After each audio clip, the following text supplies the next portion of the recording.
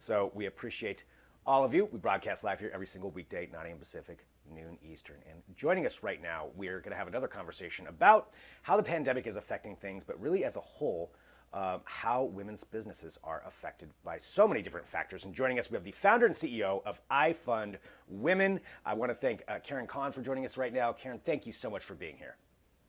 My pleasure. It's great to be here.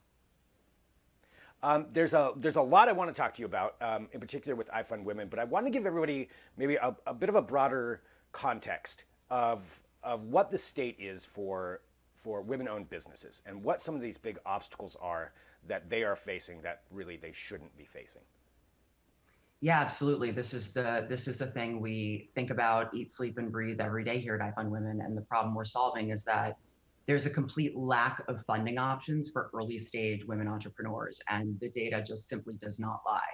So last year, out of the 300 billion, nearly 300 billion in venture capital dollars that were deployed, about 2.8% was allocated Wow. to female founded businesses. Even worse, for women of color founded businesses, the number is 0.32%. So essentially, male founded businesses get 97% of VC. But when you talk about women owned businesses, which are, our customers, most of them don't go down the VC path, right? They go down a more sustainable path to build a business that's going to put food on the table. So there are systemic biases across the financial services industry vis-a-vis startup funding, not just with VC, but with banks, where women get 50% less in a loan amount and a much higher rate than our male counterparts. Yet ironically, women tend to pay their loans back faster. So IFundWomen is really here to solve that systemic bias problem in the financial services system for women-owned businesses. That is a staggering statistic there as far as where all that funding goes. So that's clearly a huge issue. What are some It is. ways then going into yeah, that's ridiculous. So going into your business, with IFundWomen, uh, tell us about this. And I mean, clearly we see what some of the inspiration was for founding this, but what some of the different ways are that you're helping some of these businesses overcome these obstacles. Yeah, that's a great question. So IFundWomen is really a funding marketplace. So it's a two-sided marketplace where on one side, you've got all the women-owned businesses in the country and in the world. So in the US, there's about 13 million women-owned businesses. Globally, there's now over 163 million women-owned businesses. And on the other side of the marketplace, you've got all of the people who want to fund and support them. You've got individual funders, and we've got enterprise level funders. And that's the area that I am particularly excited about, because the trend that we're seeing, and we started to see last year in 2019, is that enterprises and big corporations like Visa and Unilever and P&G are starting to disrupt the VC landscape for women-owned businesses. And the reason is because there's such a massive funding gap, and it's going to take, if it's going to take another 150 years for the pay gap, the wage gap to close, think about how much longer it's going to take for the startup funding gap to close. And so the enterprises are really stepping in to help.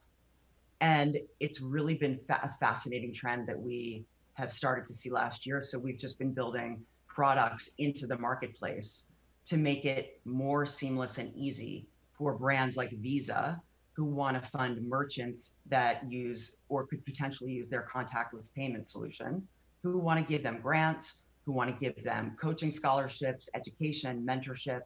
So our marketplace facilitates that all, technologically, essentially.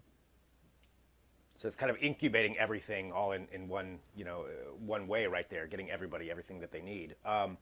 I love the fact that these enterprises are getting involved. Now, for women out there who own businesses or maybe starting up, and you mentioned, the VC money is just atrocious how that's being delegated. But what would you recommend for women out there who are starting up a business right now? What are the first steps you would recommend to them? So the first step is, well, there's it's sort of a two-parter answer. So we work with over 50,000 women-owned businesses, and we're a seed stage startup, started 3 years ago with, we don't advertise. So it's just thank you for having us on because you're spreading the word. essentially we get lots of women who come to us that are at the idea stage, right? We have more established businesses as well, but at the idea stage, when someone comes to me and says, Karen, or to one of the coaches, um, I have an idea for a business and I want to quit my day job and I'm going to do this thing. I'm ready. The first thing we say to them is do not quit your day job to be an entrepreneur. The pay is horrible, in fact, non existent. And you don't even know if this is going to be a business yet. You don't have a business until your product or service is being purchased for money by strangers. And so that's really the first piece of advice we give is like all this entrepreneurship stuff that you see in magazines and it looks fabulous. And like, I look like I woke up like this, which I clearly didn't. It's a really hard journey.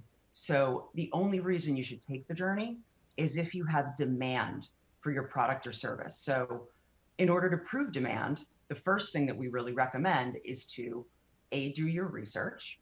And again, do your research with strangers. Do people even want the product or service you're building? And if the answer is yes, okay, great. Then your next step is to raise debt-free capital through online fundraising or crowdfunding, whatever you want to call it, which is one of the products we have in our funding marketplace.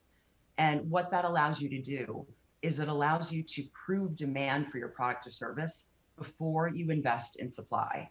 And by supply, I mean wasting years of your life chasing an equity round or quitting your job and going into debt. So don't do any of those things first. You do your research, then you crowdfund or online fundraise for cash to build your MVP, your pilot, your prototype. And then from there, you're beta testing. You're testing, you're learning, you're iterating. And we always tell people an overnight success takes 10 years. So it's a slog. It absolutely is. You're not going to have any BS over here at IFundWomen. We're not going to tell you it's fun and glamorous and so cool. Parts of it are, but most of it's not. It's hard work. But if you're super passionate about your product or service and you have people that want to buy it, then you should go for it. I mean, I appreciate that honesty and just being clear, on what it takes to do something like this for women out there, for everybody out there who wants to support what you're doing.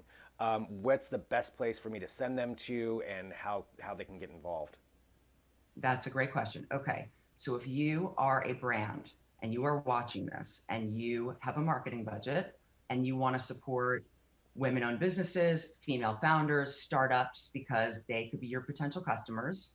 When you think about Visa, Visa is a big consumer brand. What do we have? We have entrepreneurs and merchants who are, using contactless payment. So think out of the box about how these women-owned businesses could potentially be your customers. So if you're a big brand, come to us. We want to help you deploy grants. And if you're a women-owned business and you need support, if you need funding, if you need coaching, and if you need a community who gets what you're going through, come to ifundwomen.com and engage with all the things. There's lots of stuff that you can participate in. Fantastic. Well, Karen, thank you so much for joining us here to talk about this, and very happy to help spread the word about everything that you're doing, and I appreciate it a lot. Thanks for being here on Digital Trends Live. You got it. Peace.